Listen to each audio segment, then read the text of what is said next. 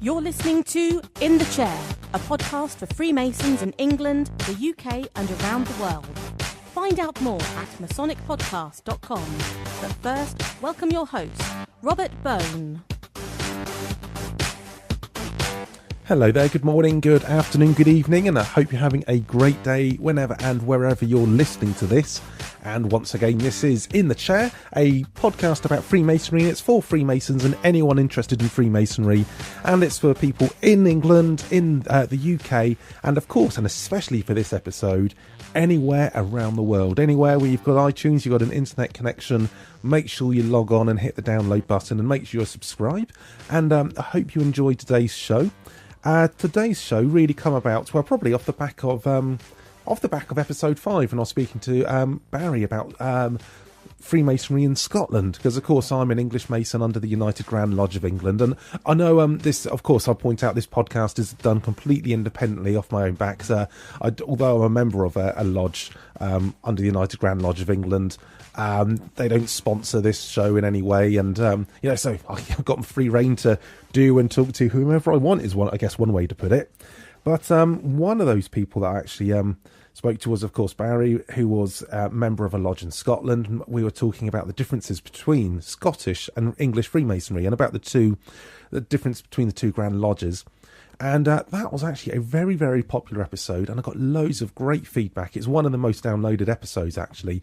If you want to listen to that one, just go to masonicpodcast.com/5. That will take you over to the show notes on the website. You can listen to it through there, review on iTunes or Stitcher. Obviously just go back to episode 5 and download that one. But that kind of started, looking at things a bit more internationally. And as I look at the stats on this, I see that so many people around the world, especially in America as well, download the show. And I think I made a comment in some of the previous shows of, if you're a Freemason around, let me know. It would be great to find out more about you, trying to spread the word about Freemasonry around the globe.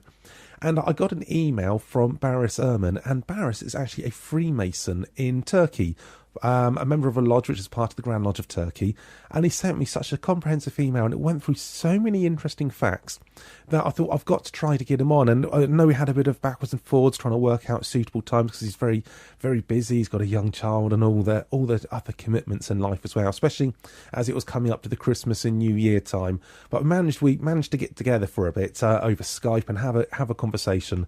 And I think this is a really interesting podcast. Now, at one point, well, actually, I think we mentioned there's a few different articles. You can all find them on the show notes. Towards the end, I think I got myself confused, because this was done over the Christmas New Year time. And I think I'd said that this was actually show 20. It's actually show 21. So when you go onto the show notes for this, go on to masonicpodcast.com/21. And on the show notes, it gives a bit of a summary of what we're talking about, as well as links to some more articles. So, of course, it's been quite an interesting history of Freemasonry in Turkey, and also especially as it's there's multi-faiths. Actually, I won't spoil it too much, but of course their volume of the Sacred Law is actually 3. They have the Bible, they have the Torah, and they have the Quran permanently open on the Master's pedestal.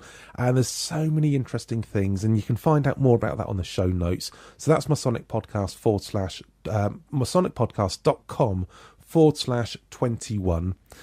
So you can hop onto there to do a bit more further reading on it. It's a really interesting subject.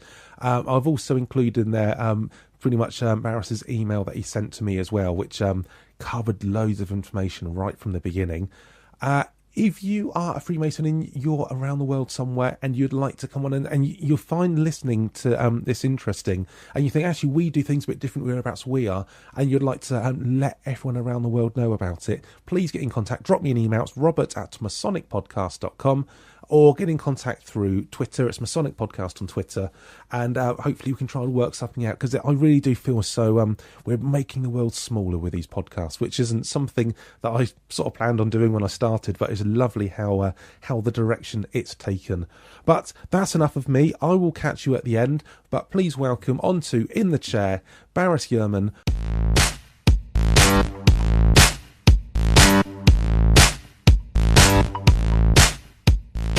welcome to In the Chair. We've got someone who's a bit more international. You might remember a while back I'd been saying I want to find out more about Freemasonry in other countries, and I got a fantastic email from a chap in Turkey. His name's Baris Erman. So welcome to In the Chair, Baris. Many thanks for coming on. Thank you very much, Robert, for having me. No, it's absolutely fine. You contacted me because you listened to the podcast, and I'd been saying about how I want to find out more about Freemasonry, because of course Freemasonry is all over the world, and you'd sent me a fantastic email outlining some of the differences between Freemasonry in England, in the UK, and of course around the world, and Turkey. And as I read through, there's so many things that stood out, and I thought I've got to have you on to let more people know about it. So actually, before we dive right into that, I guess we'll find out a little bit more about you. You've been in Freemasonry for quite a while now, haven't you? Well, yes, I'm what you would call a Lewis. I was initiated when I was 19 years old, and it's almost 20 years that I'm now a Masonist. And actually, because one of the things that you said is because in Turkey there's I'll put this back. In the UK, the standard rule of thumb is that you can join when you're 21. However, you can get permission, especially things like our university scheme, for people to join when they're 18. But that's a bit different in Turkey, isn't it? You said if you've got a family member, you can join earlier, can't you? Yes, my father was a Freemason, so I was able to join when I was 18, but it took 1 year, the petition process. Right. And so I joined when I was 19, but I wouldn't be passed to the second degree until I was 21. That's the rule. So you can join when you're somewhere between 18 and 21 if you have a family member. But I think that's quite, you've got to stay an entered apprentice until you're 21. Exactly. And also as well, whereas especially in the UK, when we have new members come in, they can sometimes go through from being an entered apprentice to a fellow craft through to Master Mason. That can be quite quick. It's a slower process as well in Turkey, isn't it? Well, yes. According to our rules, there has to be 1 year of interval between each degree, and this interval may even get longer because you have to write a small article and then present it before the lodge, and this takes a little bit of additional time. So in total, that you have to take into account a little bit over 3 years until you become Master Mason. So you've actually got to prove, you've got to write an article to prove you've got knowledge. Yeah. So because I know that's one of the things it stands out in British Freemasonry is part of the ceremony is you've demonstrated proof of proficiency in the former before going on to the next one, but you literally do have to demonstrate your proof then. Oh well, yes. We do not do so much catechism as Anglo-Saxon Freemasonry, but in contrast, we delve into the philosophical meaning of the degree and some of the symbols. And each entered apprentice and fellow craft, when the time has come, has to write a small article of 2 pages or so. That's really good to know, because and this crops up time and time again in my interviews with people, is often people find out that they don't really know some of the basics. It's just assumed, and it might be because other people don't know. And often people can go through, become a Master Mason, be going through the offices, and actually sometimes still have what can be some almost silly questions because they don't know some of the basics. But because it's not really part of the ritual, it's not really explained. But also you have more, I think you cover it a bit more because you have more meetings per year. I think you meet every other week. Well, yes, we do meet every 2 weeks, but we go dark during the summer. Right, okay. 3 months. But you're not each of those meetings you said aren't ceremonies. You do also have, is it lectures and demonstrations and talks? These meetings are always tiled meetings, but still most of them have a philosophical lecture or some kind of conference or a panel as the topic. So the subject is when after the opening of the meeting, there is a 20 or 30 minutes of a conference or a lecture, and then there is a general discussion on the same topic. Right. Okay. That's because I think that's really good, because then you're getting people involved then, aren't you? People are obviously having questions. People are spreading that knowledge out, because sometimes, and I've been to somewhere that they have had lectures, and it's a chap stands up and will talk for 20 minutes, maybe have a few little questions, but to have more of a discussion to involve everyone, that's, actually quite a nice way to do it, and to learn about Freemasonry, because I think in other countries, especially in the UK, what happens is you go to your lodge for the main meetings, but it's up to you if you want to go and research it yourself in your own time. But I think that's quite nice to involve it. And I think you said people have to go to more than half of the meetings in order to progress as well. Yes. For progressing and also for becoming a lodge officer, you have to have attended at least 50% of the meetings from the year before. Right. And that gets you through. And at the moment, although you're coming up in your 20th year next year, you haven't been Master of the Lodge yet, have you? No, you've gone through a lot of other offices. Yes, exactly. It's not a definite rule that you have to go through all the offices. Right. But still, there are some you have to go through, and so I'm right in the middle of that, so to speak. Brilliant. And any idea when you might be going to the East, when you might be going into the chair? Well, maybe in 8 or 10 years, I think. Crikey, 8 or 10 years. So the thing is, the offices last for 2 years each. So okay. That's what right, so you're spending twice as long, and of course there's a lot more meetings. Because again, I think with Freemasonry around, especially again in the UK, you can have 6 meetings a year. Some places only meet 4 or 5 times a year, and it can mean you can go through the offices quite quickly. But that means a relatively few number of meetings. When you total it up until you're suddenly in the chair, it's not really that long to really learn. So, I mean, that kind of covers your lodge. And of course, the lodge, is it Musavat Lodge number 11? Is that correct? Yes, it's one of the oldest lodges in Turkey. Right. Do you have is there many members to a lodge? Well, it depends. Our lodge is rather small, you can say. It only has 76 members right now. You say very small, but there's a lot of lodges. Yeah. That's big for that is very big in comparison to a UK lodge. That would be a very big lodge. Mm-hmm. In some lodges there are more than 100 members, but some of the newer ones also have fewer than us, of course. But there are in total of more than 200 lodges in Turkey right now under our jurisdiction. Under 200, and that's and you're in Istanbul in Turkey. Yes, and there's 200 lodges. And actually, how many people are in Turkey members of Freemasonry? I don't have the exact numbers, but my estimate would be around 13,000 to 15,000. Somewhere around there, which probably, if you're looking at about 200 lodges with that number, it's not a massive thing, but there's obviously, quite a few people. It's not just something where it's completely underground. And of course, with Turkey, actually what really stood out for me, which really got my attention, is whereas in the UK we have a volume of the Sacred Law, and traditionally it's a Bible that is on the Master's pedestal. And of course, with Freemasonry, it's not just a Christian thing. It's, I guess, because the UK is predominantly a Christian country, by default the volume of the Sacred Law is on the pedestal. However, if someone joins Freemasonry during their initiation, then whatever faith they're a member of is also on the pedestal. But you actually have 3 volumes of the Sacred Laws permanently. Exactly. We have the Torah, the Bible, and Quran by default on the altar at all times open. Right. And if someone from another faith wants to join or wants to be present at a lodge meeting, then upon his wish, his other volume will also be added. Yes, so that's.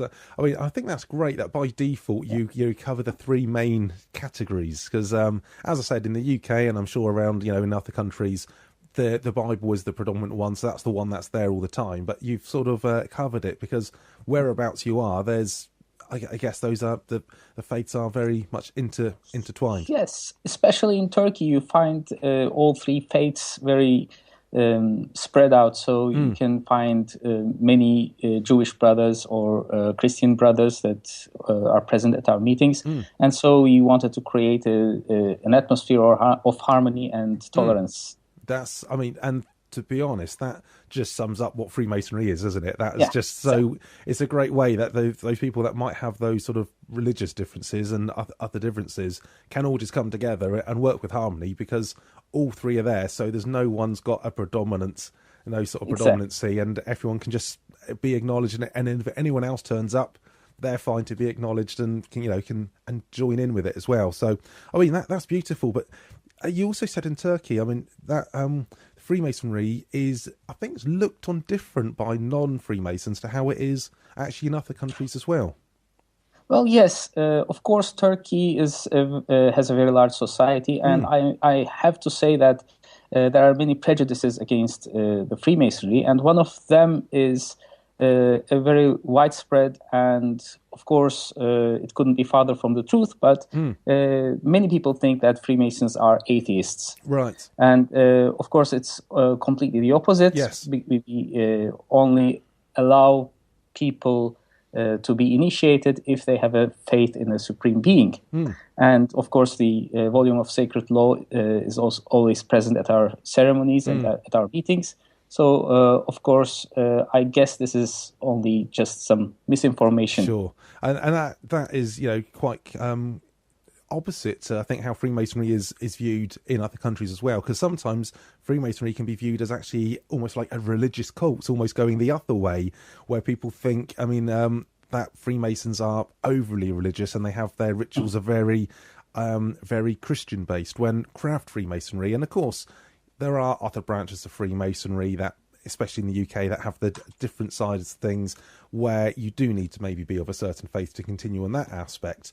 But it's very open, and it's maybe not as religious as in this respect. It's not as religious as maybe as what some people in the UK think Freemasonry is. They think it's almost like part of a church, or you've got to be a member of a church in order to join as well.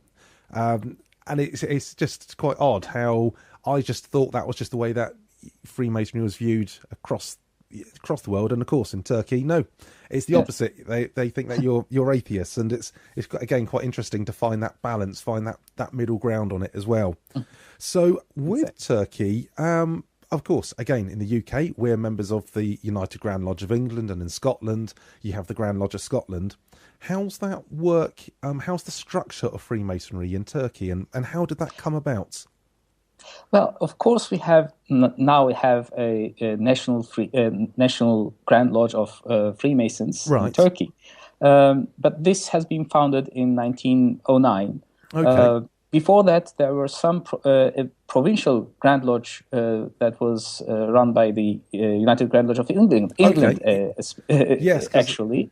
So they are, because it is recognised by United Grand Lodge of England, the lodge in Turkey, yes, isn't it? Yes, but the recognition process was very long, because from 1909 on, the Grand Lodge was not continuous. It has gone into hibernation in 1935 due to political and social developments. And in 1948, it was reopened. But it was not until 1965 that the United Grand Lodge of England has recognized, or actually 1970, it was the recognition of the Grand Lodge of Turkey under this new structure. Sure. There was also a division in 1965 between those who wanted to follow the Grand Orient of France and those who wanted to become regular under the regular Grand Lodges of the world. So but I have to say, sorry. Oh, don't. Yes. I have to say that now the Grand Lodge of Turkey is, of course, a national and independent Grand Lodge, which has amity with a big portion of Grand Lodges of in the world. Yes. Right. Actually, what's probably a question is what with the ritual, what language do you do it in? We do it in Turkish. In Turkish, actually. right. We have some lodges that operate in other languages. Of course, the same ritual, same Turkish ritual in other languages. We have several lodges that operate in English, in French, in German, even in Greek. Oh, crikey! And are they all still under under Turkish Grand Lodge? Of course, Of course, of course. great. They also meet in Istanbul, for example. If you would like to visit us, I could, for example, arrange a date for a meeting at an English-speaking lodge. Right. Okay. And the lodge, is that based on emulation ritual? Do you know, or what's? Well, it's a mixed ritual, actually. We had our own ritual for a long time, which was based on the Scottish Rite ritual. Okay, right. First 3 degrees. Right.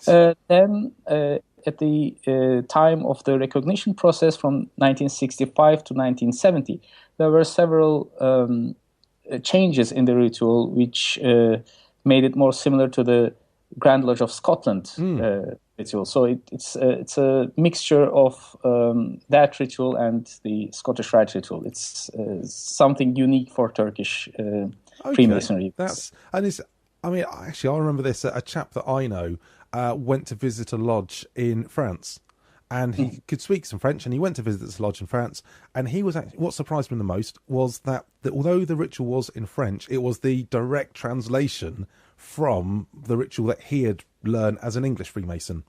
And he thought, of course, as it gets translated, there'd be changing changing it to make it more French, I guess is the best way to put it. But no, he said it literally was the literal translation. So I guess that happens with Turkish and Greek and English and French and German. All of those, it's pretty much the same book, just translated. Exactly. We have only one ritual that has been authorized by the Grand Lodge, and whenever a lodge operates in a different language, we just translate it. Right. That's actually really good to know, because that way it's covering. There's all those differences, but what's happening is you haven't sort of looked and said, well, hang on, people have got obviously different religions or different language barriers. It's just sort of like, okay, there are these differences.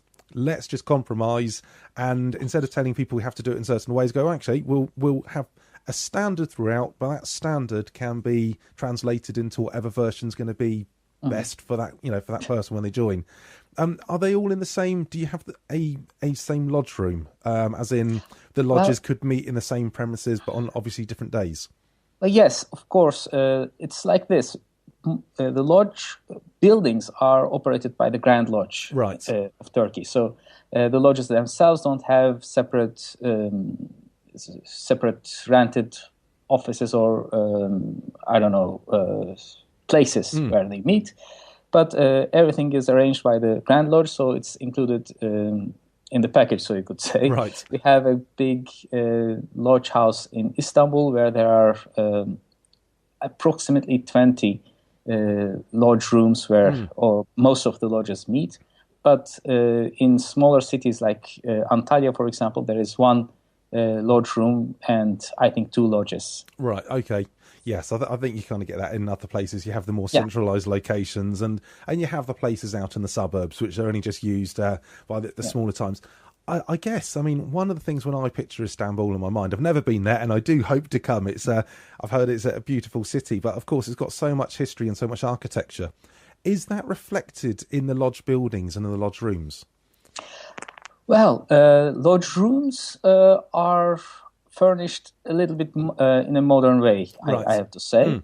But the building itself, our building in Istanbul is a very, very old building. It even predates our Grand Lodge, so it's from the 19th century. It's supposed to be where Franz Liszt stayed when he visited Turkey, for example. Right. It's a very interesting historic building. Okay.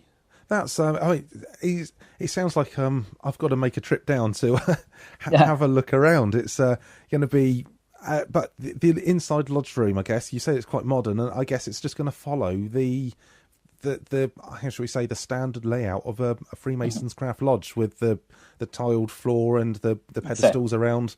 And I think that's one of the great things with Freemasonry. You can sort of visit different lodges, go to different places, and when you walk into a lodge room, they all look different, but they all have their own stamp, but they all follow the same sort of thing. So once you've got your bearings, you know whereabouts everything's going to be. And I think that's actually quite nice to hear. You could go from exactly. Different countries, different languages, still have that standards running through.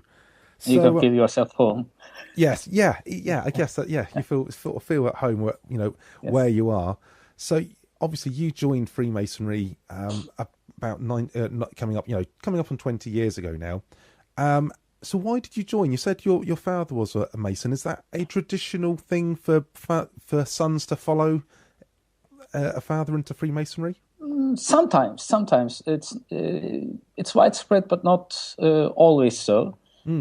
Our family has many members in the Freemasonry. My father was one of them, and so I was already acquainted with most of the members of the lodge. Right. When I was when I was a small child on, so right. It was only natural for me to follow in his footsteps. Brilliant. And is it easy for someone who's not maybe to have a connection with Freemasonry in Turkey? Is it easy for them to become a member of a lodge? Well, of course, there is a petition process with a lot of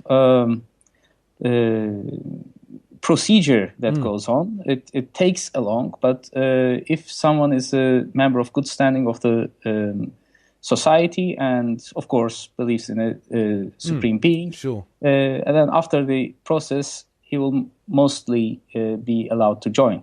Okay, so which is, I guess, standard to again in the UK. If people know each other, then obviously they're sort of welcome, but they still have to go through that process, still be interviewed. And I guess, that's one of the things that, Freemasonry does have in common, because I think you actually said it is actually on the rise in Turkey, isn't it? Yes, the numbers are on the rise, although not by huge numbers, but still I can say that it's a constant rise from for at least 10 years now. Oh, great! So you are.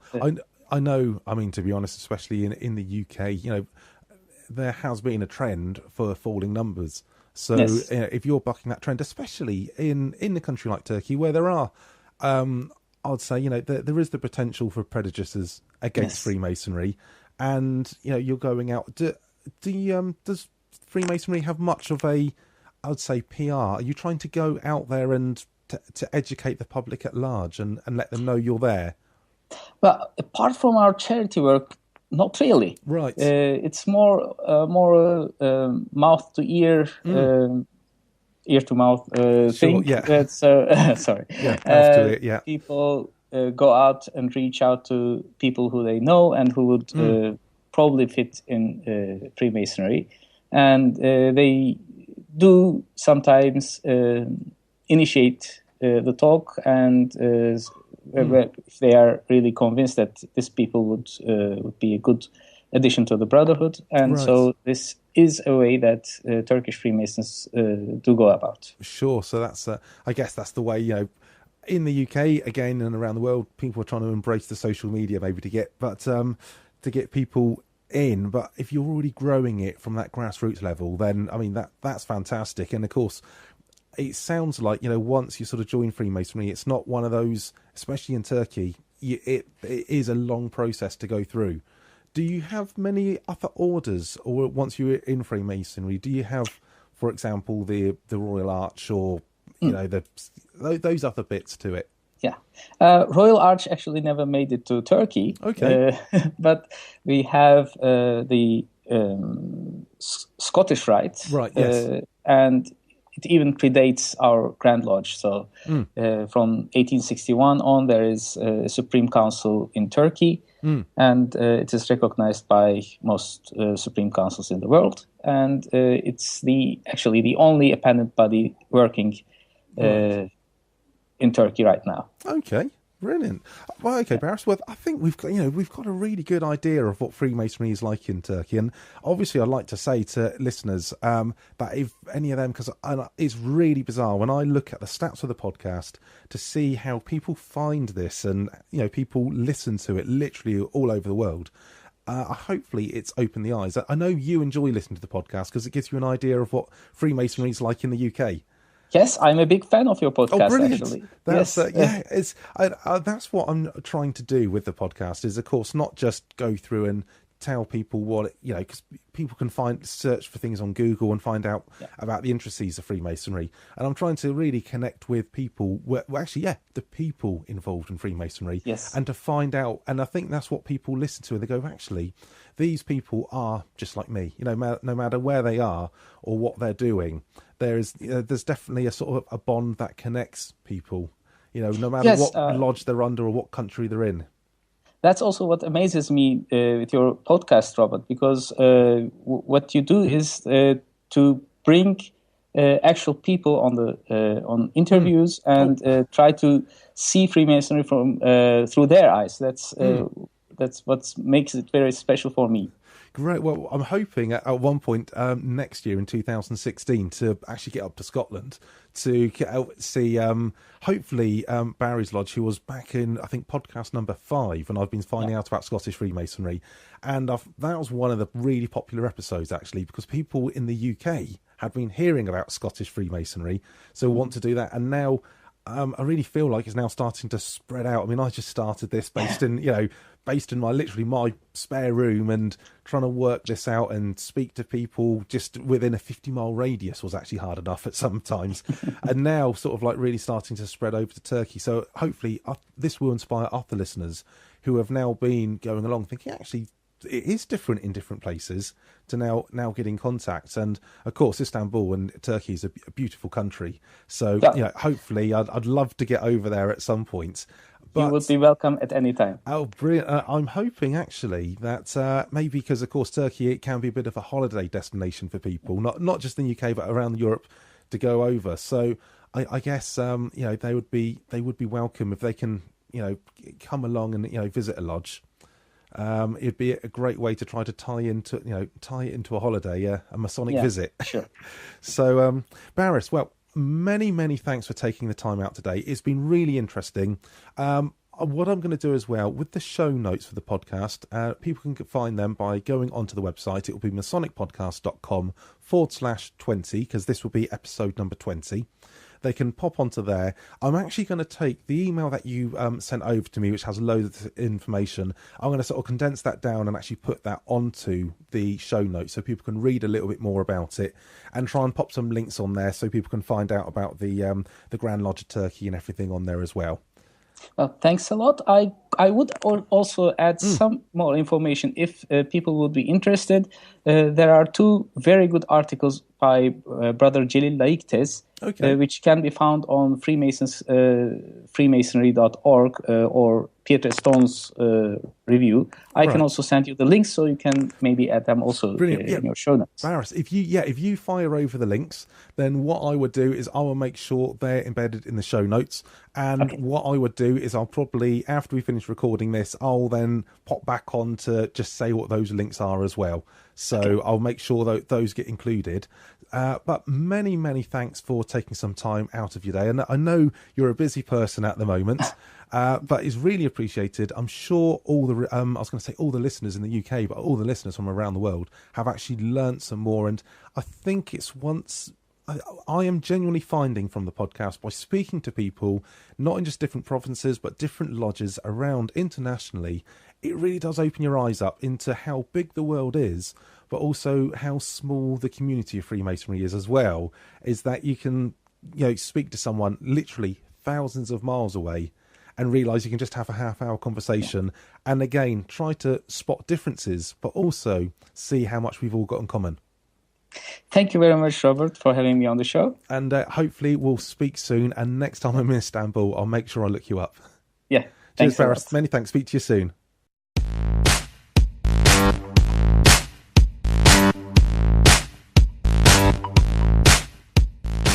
So my thanks once again to Baris Erman, who was obviously a Freemason in Turkey, Musavat Lodge number 11, and that's part of the Grand Lodge of Turkey. And as I said at the beginning, you can find the show notes for that at masonicpodcast.com/21, as this is show 21. I know I made the mistake in there and I said 20. I got myself confused. I was going to try to edit it out. I thought, no, we covered so much information. I just like to leave these sort of as they are a little bit, and then sometimes you get a few little mistakes or something in there, but so be it. I think that really draws you into the conversation. I think that's what I get quite a bit of feedback. People enjoy that side of thing. It's not just an edited down Q&A sort of session. So hopefully you've learned that, and it's really inspired me, and it really makes me want to get the passport out, pack the suitcase, and find some cheap flights to Turkey. I also mentioned in there that hopefully at some point going to try to do a trip up to Scotland as well, because it just feels so, creating a network of things, and also as well, I know loads of people have sent me emails. I've been completely inundated, and I've built them all onto a spreadsheet, which I need to try and work out my diary, because I had in 2015 quite a few commitments myself, both on personal and professional, as well as Masonic commitments of having to do certain visits on the provincial side of things as Worshipful Master of Kennet Lodge. And in 2016, I'm hoping to spread that out a bit more and start doing a bit more visiting around the UK and hopefully going into Scotland. And if I can manage to do a trip to Turkey, then trust me, I'm going to be the first in line of the queue for the flights on that one. So that gives a bit of a it gives an overview of things in Turkey, and I think, as you can probably tell, there's so much more that I guess we probably could have covered.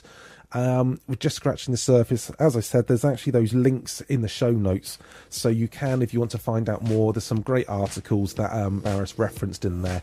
Hop onto those, have a read more. If you've got any suggestions for anything in the future or anything you found interesting, do get in contact. It's robert@masonicpodcast.com, or make sure you connect with us on Twitter. It's Masonic Podcast on Twitter, or there's the Facebook group. Easiest way to find the Facebook group is just go into masonicpodcast.com/Facebook, and that will redirect you through. Anyway, I hope you've enjoyed it. Have a great time, and we'll see you again next week. Thank you for listening to In the Chair. Visit masonicpodcast.com to see the show notes and in-the-chair.co.uk for more resources to help you get the most out of your Masonic journey. If you enjoyed the show, please let us know by rating and reviewing it on iTunes. And remember to subscribe so you don't miss our next podcast. If you're not already, follow us on Twitter @Masonic Podcast.